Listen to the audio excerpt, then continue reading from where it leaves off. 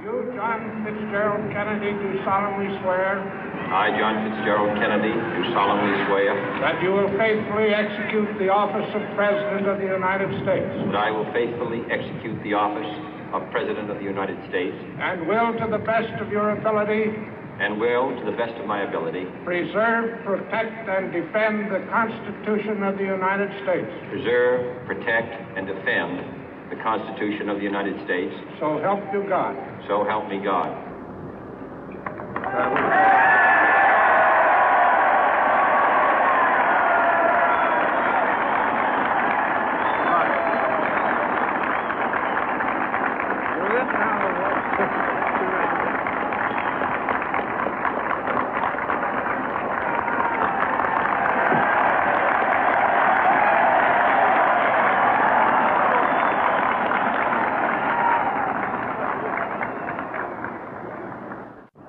Vice President Johnson, Mr. Speaker, Mr. Chief Justice, President Eisenhower, Vice President Nixon, President Truman, Reverend clergy, fellow citizens. We observe today not a victory of party, but a celebration of freedom, symbolizing an end as well as a beginning, signifying renewal as well as change. For I have sworn before you and Almighty God the same solemn oath our forebears prescribed nearly a century and 3/4 ago.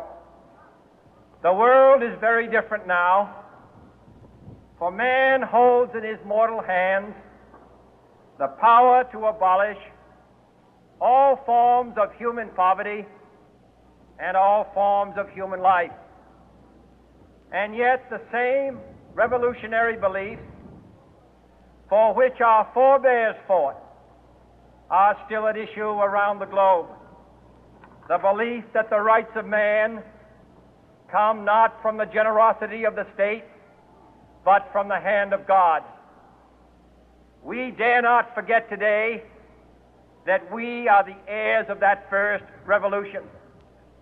Let the word go forth from this time and place to friend and foe alike that the torch has been passed to a new generation of Americans born in this century, tempered by war, disciplined by a hard and bitter peace, proud of our ancient heritage, and unwilling to witness or permit the slow undoing of those human rights to which this nation has always been committed and to which we are committed today at home and around the world.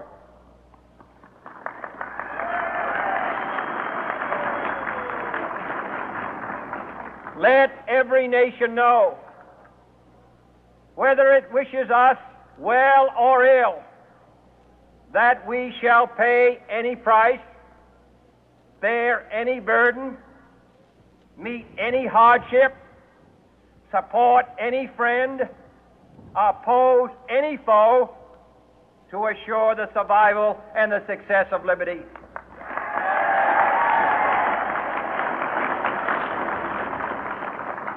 This much we pledge and more.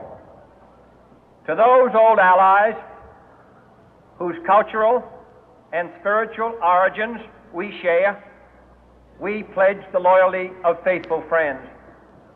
United, there is little we cannot do in a host of cooperative ventures. Divided, there is little we can do, for we dare not meet a powerful challenge at odds and split asunder. To those new states whom we welcome to the ranks of the free, we pledge our word that one form of colonial control shall not have passed away, merely to be replaced by a far more iron tyranny.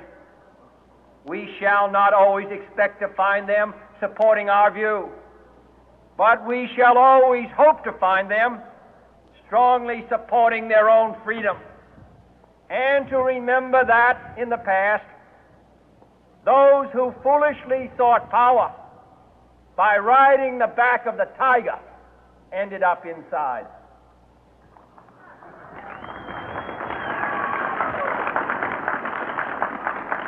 To those people in the huts and villages of half the globe struggling to break the bonds of mass misery, we pledge our best efforts to help them help themselves for whatever period is required, not because the communists may be doing it, not because we seek their votes, but because it is right.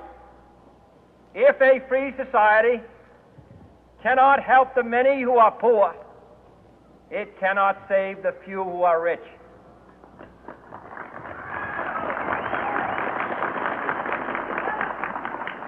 To our sister republics south of our border, we offer a special pledge to convert our good words into good deeds, in a new alliance for progress, to assist free men and free governments in casting off the chains of poverty.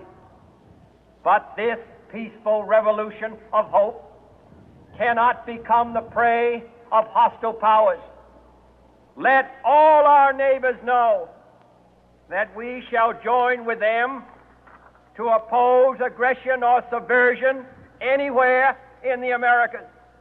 And let every other power know that this hemisphere intends to remain the master of its own house.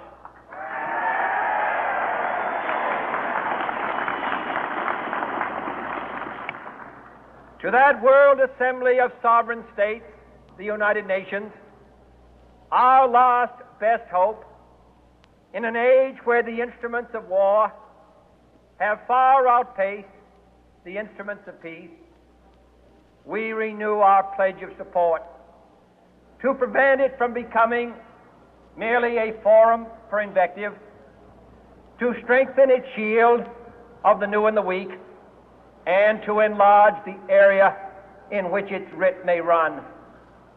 Finally, to those nations who would make themselves our adversary, we offer not a pledge, but a request that both sides begin anew the quest for peace.